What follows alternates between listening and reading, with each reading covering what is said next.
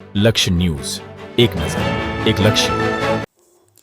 ડભોઈ ભારતીય જનતા પાર્ટીના કાર્યકરો દ્વારા ટાવર ચોક ખાતે આતિશબાજી સાથે બિહારમાં ભાજપને સ્પષ્ટ બહુમતી સાથે વિજય મળતા વિજયોત્સવની ઉજવણી કરવામાં આવી.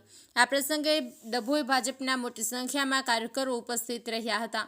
બિહાર ચૂંટણીમાં પરિણામો વહેલી સવારથી આવવાના શરૂ થયા છે. અત્યાર સુધી 200થી ઉપરાંત સીટ પર ભાજપની એનડીએનો દબદબો રહ્યો છે અને 200 ઉપરાંત સીટ ઉપર ભાજપ આગળ રહી છે.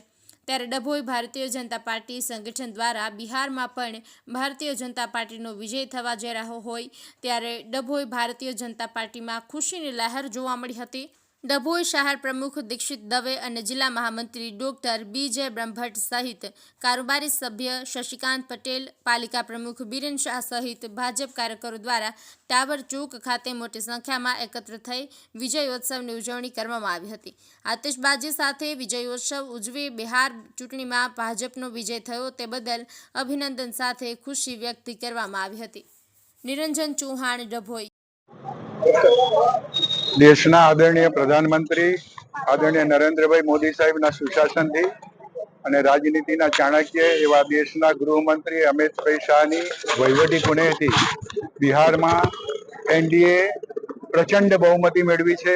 આજે 200 કરતા પણ વધારે સીટ મેળવી અને ન ભૂતો ન ભવિષ્યથી ભૂતકાળમાં ક્યારે મેળવી ના હોય એટલી સીટોથી એક જ્વલંત વિજય મેળવ્યો છે. એટલું જ નહીં,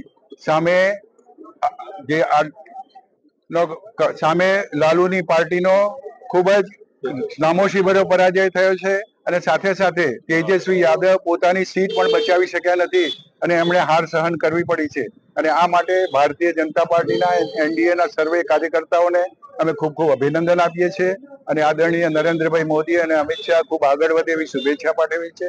અને આ વિજયની ઉજવણી માટે ડભોઈ નગરમાં ટાવર ચોક ખાતે ભારતીય જનતા પાર્ટીના કાર્યકરો, જેમાં મારી સાથે પ્રદેશ કારોબારીના સભ્ય શ્રી શશિકાંતભાઈ પટેલ, નગરપાલિકાના પ્રમુખ શ્રી બીરેનભાઈ, અમારા ડભોઈ નગર ભાજપાના પ્રમુખ દીક્ષિતભાઈ, મહામંત્રી શ્રી કિરીટભાઈ અને સૌ સાથી કાર્યકર્તાઓ આ વિજય મેળવીએ છીએ.